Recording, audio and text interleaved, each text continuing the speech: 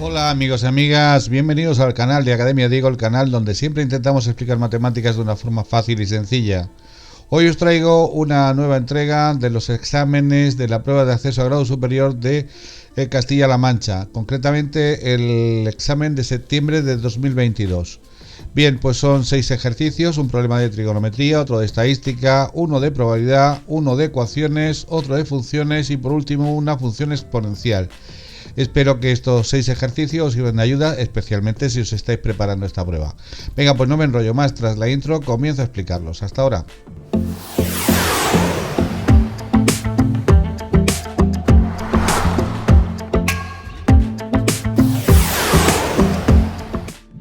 El primero de los ejercicios nos dice que Antonio está descansando en la orilla de un río, mientras observa un árbol que está en la orilla opuesta. Mide el ángulo que forma su visual con el punto más alto del árbol y obtiene 35 grados. Se aleja 5 metros y mide el ángulo de nuevo, obteniendo en este caso un ángulo de 25 grados. Calcular la altura del árbol y la anchura del río. Vamos a hacer aquí un dibujillo aproximado de la situación. Aquí tenemos nuestro árbol, nuestro río, y entonces desde aquí, desde la orilla opuesta, que estaría más o menos el punto situado aquí, este hombre Antonio observa el punto más alto bajo un ángulo de 35 grados. Luego se aleja 5 metros hacia atrás y de nuevo ahora mide el ángulo y obtiene un ángulo solo de 25 grados. Lógicamente es más pequeño porque está más lejos del árbol. Bien, si miramos desde el ángulo de 35 grados, vemos que se ha formado con el árbol y la anchura del río un triángulo rectángulo. Entonces aquí el H, que sería lo que una de las incógnitas que hay que hallar, que es la altura del árbol, y la X, que es la otra, la anchura del río, forman un ángulo recto, con lo cual esto es un triángulo rectángulo. Entonces los triángulos rectángulos, la H sería su cateto opuesto, mirando desde 35 grados, y la X el contiguo o adyacente, con lo cual lo que relaciona en trigonometría, la razón trigonométrica que relaciona opuesto con contiguo, está claro que es la razón de la tangente. Entonces la tangente es el cociente entre cateto opuesto y cateto contiguo. Como aquí tenemos dos incógnitas, obviamente lo que hay que plantear es un sistema de tangentes. Entonces, si miramos, vamos a trabajar de momento con el triángulo más próximo al árbol, que está aquí, cuyo ángulo es de 35 grados. Tangente de 35 grados sería igual a H, que es el cateto opuesto, entre X, que es cateto contiguo o adyacente. Y ahora, si miramos desde el ángulo de 25 grados, por contra, lo que ocurre es que sigue siendo H el cateto opuesto, pero la tangente de 25 sería igual a H partido por todo el cateto contiguo, y el cateto contiguo sería toda esta distancia, que sería la distancia X más 5. Bien, este sistema hay que resolverlo, o se puede resolver por cualquiera de los métodos tradicionales, igualación, reducción, sustitución, pero yo soy partidario siempre de hacerlo por el método de igualación. Despejamos la H de arriba, esta X como está dividiendo pasaría multiplicando la tangente de 35, y en la de abajo hacemos lo mismo, H sería igual a X más 5 que multiplica la tangente de 25. Estas dos expresiones se igualan porque estamos haciendo, insisto, por el método de igualación, entonces quedaría X por tangente de 35 igual a X más 5 por tangente de 25. La tangente de 35 con la calculadora resuelto y redondeada más o menos da 0,7. Yo suelo redondear a las centésimas, lo que pasa que aquí salen muchos ceros, 0,70000, entonces lo he dejado en una sola cifra, pero normalmente suelo poner 2. Pues X por 0,7 igual a, y aquí hacemos lo mismo, X más 5 por, y entonces en la tangente de 25 sí que he puesto dos decimales, son 0,47. Aquí ordenado esto, pues quedaría 0,7X, y aquí 0,47 igual a 0,47X, y 0,47 por 5 nos da más 2,35. Transponemos los términos, las X a la izquierda, los términos independientes a la derecha, teniendo en cuenta como siempre que lo que cambia de lado, pues ya sabéis, cambia de signo. Entonces nos va a quedar 0,7X menos 0,47X igual a 2,35. Hacemos esta resta da 0,23X igual a 2,35, por lo tanto X, si la despejamos, quedaría el cociente entre 2,35, que va al numerador, y el 0,23 que pasa dividiendo aquí al denominador. Esta división da 10,22 metros. Evidentemente estos 10,22 metros es la X, que era la anchura del río. Ya solo faltaría calcular la altura del árbol, para lo cual nos tendríamos que venir o aquí arriba o aquí abajo. Yo, evidentemente, aquí arriba es más sencillo, son menos operaciones, por lo tanto, como h era x por tangente 35 y conocemos el valor de x que acaba de darnos 10,22, basta con multiplicar esa cantidad por la tangente 35 que vimos que era 0,7. Toda esa operación ese producto da una altura de 7,15 metros. Pues ya sabemos lo que nos mide nuestro árbol. Espero que haya quedado claro. Vamos a por el ejercicio número 2.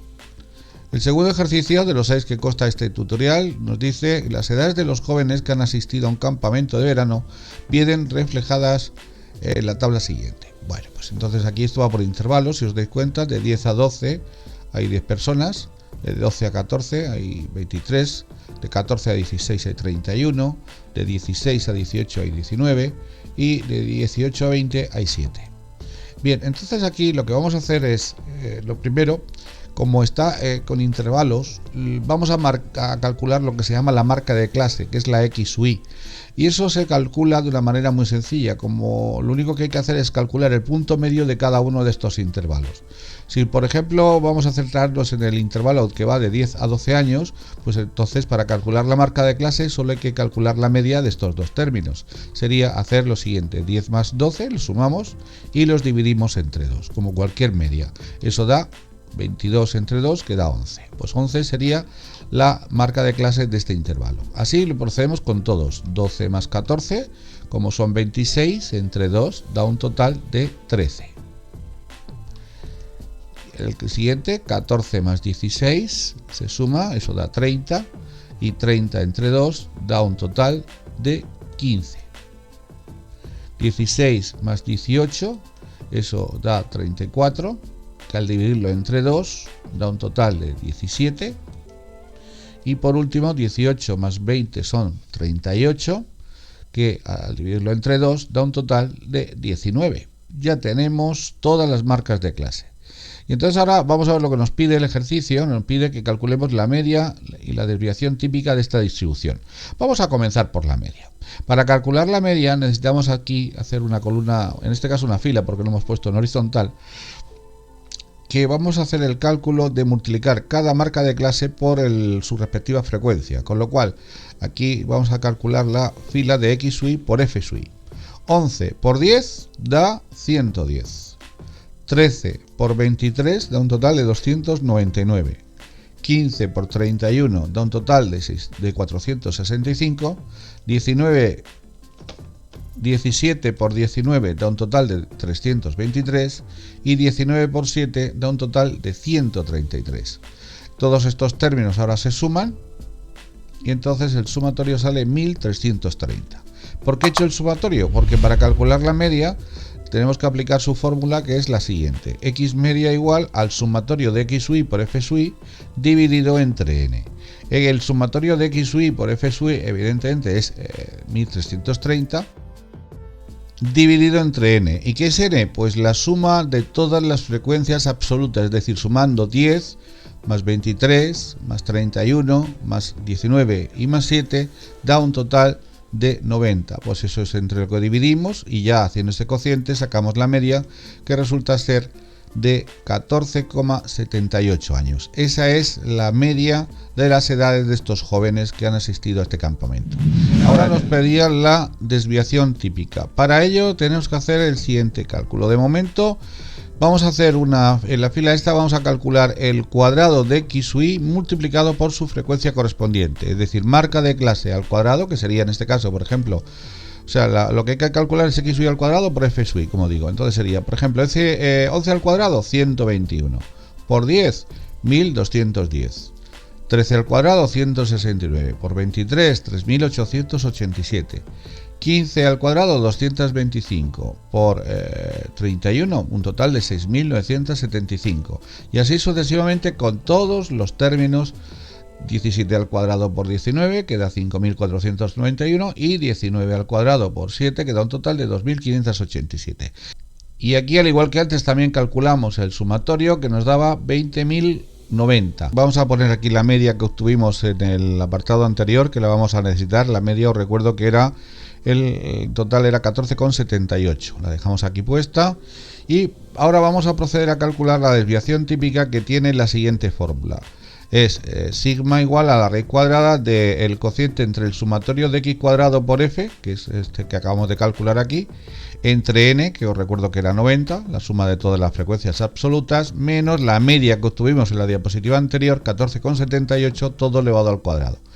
Con lo cual nos va a quedar así puesto todos los datos, aquí 20.090 entre 90 menos 14,78 elevado al cuadrado. ¿Y en qué orden se hacen estas operaciones? Pues está claro que hay que primero hacer este cociente, que da un total de 223,22, menos, luego hay que elevar esto al cuadrado, que sale un total de 218,45.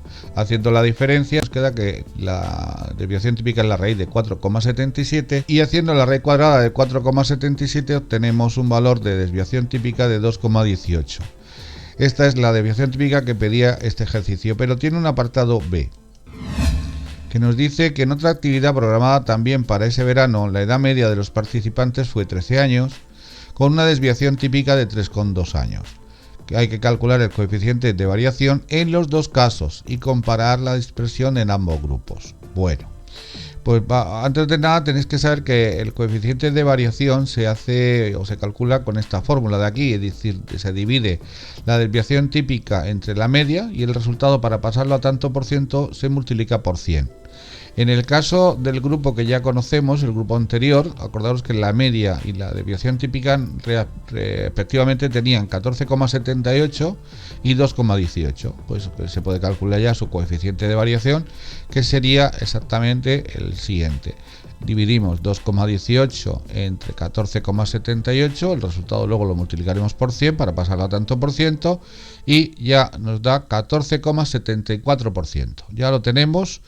El primer coeficiente de variación. Vamos a ver ahora en el nuevo, en el grupo que nos están informando ahora con estos datos, que nos dice que la media valía 13 años y la desviación típica 3,2.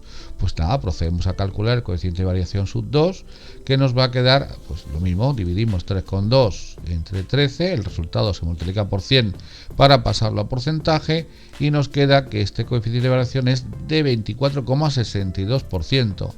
Pues bien, ya la comparación es muy sencilla. Evidentemente el segundo grupo tiene mucha más dispersión que el primero. Este segundo grupo tiene casi un 10% de más dispersión, es decir, los datos están más alejados de la media en este segundo grupo que en el primero. Bien, pues vamos al siguiente ejercicio, el número 3. El tercer ejercicio es un problema de probabilidad que nos dice que una urna contiene 4 bolas verdes y 8 azules. Si extraemos 2 bolas sin reemplazamiento, es decir, sin devolverlas a la urna en cada caso, calcular la probabilidad de que las 2 bolas, y en el apartado A nos pide que sean las 2 bolas azules. Vamos a poner aquí, voy a explicar una cosita previa que quiero recordaros. Cuando en probabilidad decimos O, estamos haciendo referencia a la unión de sucesos y eso se calcula sumando sus probabilidades. Mientras que cuando decimos I, la conjunción I, estamos haciendo referencia a la intersección y eso se calcula multiplicando las probabilidades. Y también antes de seguir quiero comentaros que la fórmula fundamental de la probabilidad es la ley de Laplace, que se calculaba la probabilidad de un suceso siempre dividiendo los casos favorables entre los casos posibles. Bueno, vamos a colocar nuestra urna con todo su contenido, que eran las 4 bolas verdes y las 8 bolas azules, y ya podemos comenzar a resolver el ejercicio. En el apartado A nos pedía que las dos fueran azules, es decir, azul la primera y azul la segunda. Intersección, acordaros que es cuando decimos I, es el producto de ambas probabilidades. Por lo tanto, la probabilidad que la primera bola, al introducir aquí la mano, sea una bola azul, pues evidentemente sería casos favorables, que habrá 8, entre casos posibles, que son el total de bolas que hay ahora mismo en la urna, que son 12. Porque la intersección, acordaros que era por el producto de las probabilidades. Como hemos extraído una bola y esta ha sido azul, pues azules ya favorables solo nos quedan 7. De un total de ¿cuántas? De 11 bolas, porque ya no hemos devuelto la primera a la urna, entonces ya hay una bola menos. Entonces, haciendo estas operaciones, nos queda arriba en el numerador 56 partido por un total de 132. Simplificando entre 2 un par de veces, directamente entre 4 si queréis, da una probabilidad de 14 partido por 33. Esa es la probabilidad que nos pedía el apartado A. Y en el B, que sean las dos del mismo color. Las dos tienen que ser las dos bolas del mismo color. Bueno, pues eso admite dos opciones, es decir, que la primera bola sea verde y la segunda también, o bien que la primera y la segunda, las dos sean azules, azul la primera y azul la segunda. La probabilidad de que la primera sea verde, acordaros que como aplicando la ley de Laplace, pues sería exactamente, como bolas verdes hay 4, pues serían 4 dividido entre 12, que son el total de bolas. Por la probabilidad de que la segunda bola también sea verde, como hemos sacado una, solo quedarán 3 dentro de la urna de ese color, de un total de solo 11, porque insisto, no hemos devuelto la primera bola a la urna. Aquí he puesto un por porque esto es intersección, tenían que ser verde la primera y verde la segunda. O bien, como aquí estamos diciendo o bien, porque nos vale también esta otra opción, entonces cuando decimos o, acordaos que iba un más, la unión era con más, y entonces aquí la probabilidad de las dos azules es igual que antes, la hemos hecho hace un momentito, 8 de 12 por 7 de 11. Bien, aquí lo he ido un poquito más rápido porque es exactamente igual que antes. Bueno, pues aquí operando, aquí da 12 partido por 132, más, aquí da 56, como sabéis, entre 132 también. Como tiene el mismo denominador, se suman directamente, da 68 entre 132, que simplificado entre 4 ambos términos, igual que antes, se puede dos veces directamente entre 2, da 17 partido por 33. Esa sería la solución de este segundo apartado del ejercicio 3. Espero que haya quedado claro. Vamos a por el 4. El cuarto de los ejercicios nos dice que un campo de baloncesto de forma rectangular tiene 40 metros más de largo que de ancho. Calcula las dimensiones de dicho campo sabiendo que el área es de 2.680,25 metros cuadrados. Bueno, pues aquí tenemos nuestro campo de baloncesto. Tenemos que tiene una altura que vamos a designar como la desconocemos de X. Y como dice que es 40 metros más largo que de ancho, lógicamente esta longitud será X más 40, porque mide lo mismo que de ancho, pero con 40 metros más. Como la pista que da el problema es el área, 2680,25, el área de un rectángulo, recuerdo que era base por altura, con lo cual nos va a quedar la base, que es X más 40, por la altura, que es X, todo ello debe ser igual a 2680,25, que es el área. Quitamos el paréntesis, X por X da X cuadrado, más X por 40 da más 40X, y este 2680,25 lo que hacemos es trasladarlo a este lado y cambiaría de lado y cambiaría de signo, por lo tanto, con lo cual nos queda una bonita ecuación de segundo grado que se resuelve aplicando esta fórmula que he puesto por aquí, donde A es el coeficiente de X cuadrado, que en este caso es un 1, B es el coeficiente de X, que en este caso es 40, y C es el término independiente, que son los 2680,25 negativos que teníamos aquí. Bien, pues ya solo hay que aplicar la fórmula y nos quedaría X igual. Como pone menos B quiere decir que valga lo que valga la B, que en este caso es 40, siempre se pone cambiado de signo, por lo tanto será menos 40.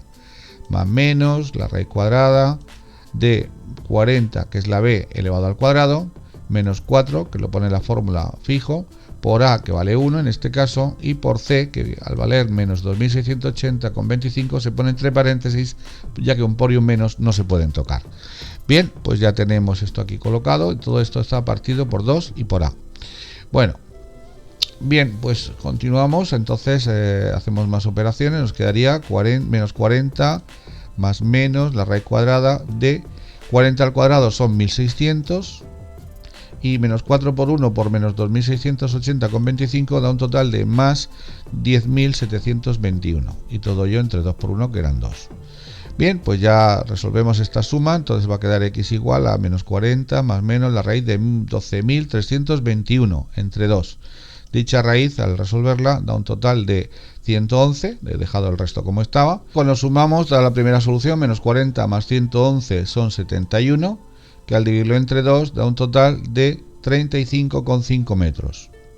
Y restando, menos 40 menos 111 se sumarían, puesto que son los dos negativos, da un total de menos 151, que al dividirlo entre 2 nos da un total de menos 75,25. Pero esa no es válida, puesto que X, que era la altura, no puede tomar una distancia, no puede adoptar valores negativos. Eso es metafísicamente imposible.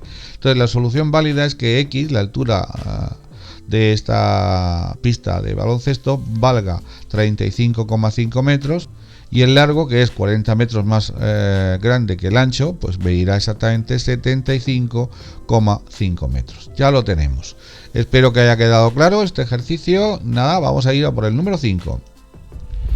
El penúltimo de los ejercicios de este tutorial nos dice que, dada la gráfica f de x, hay que responder las siguientes preguntas. Lo primero nos pide que cuál es el dominio y el recorrido o imagen de esta función. El dominio, vamos a comenzar por ahí. El dominio de la función siempre se mira en el eje x y siempre se mira en este sentido, de izquierda a derecha. Entonces, como si os dais cuenta, la gráfica empieza exactamente aquí, de izquierda a derecha, la gráfica llega hasta aquí. No hay función antes ni después. Conclusión, empieza en menos 7, incluido el menos 7, y llega hasta 5. Menos 7 hasta 5. Y como están ambos términos incluidos, por eso va entre corchete. Eso es el dominio. Y el recorrido hay que verlo en el eje Y. Y hay que verlo en el sentido ascendente, desde abajo hacia arriba. Entonces la gráfica, el punto más bajo que adopta, si os dais cuenta, es menos 3 en el eje Y. Y termina en 4, que es el punto más alto al que llega. Entonces va de menos 3 a 4. Ese sería su recorrido. Espero que con el gráfico que he hecho se vea claro. Insisto, dominio en el eje X de izquierda a derecha, de menos 7 a 5. Recorrido de abajo a arriba en el eje Y, que valdría menos 3 hasta 4. Todos los valores están incluidos. Bien, pues ya tenemos este apartado A terminado. En el B nos pide los intervalos de crecimiento y de decrecimiento de la función. Bueno, vamos a comenzar. Entonces, lo primero que vemos es que la función comienza creciendo, de izquierda a derecha va subiendo, en el intervalo que comienza en menos 7 y termina aquí, en el menos 4, porque esto sería menos 7, menos 6, menos 5 y menos 4. Vemos que llega hasta el menos 4 de forma ascendente. Y sigue extendiendo una vez que ya llega a este punto, al menos 2, si os dais cuenta, del menos 2 en adelante hasta el 5.